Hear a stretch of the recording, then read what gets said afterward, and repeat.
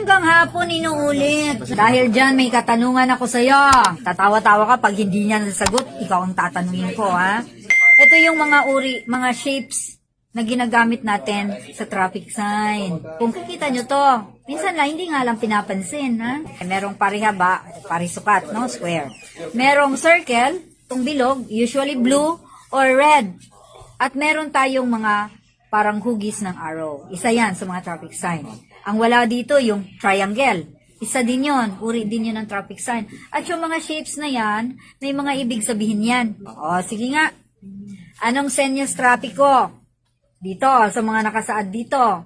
Ang nagsasaad ng regulasyon at pagbabawal. Regulatory and prohibitive signs. Nagbabawal or nagtatakda. Yan. O, tingnan mo. Ito bang letter A?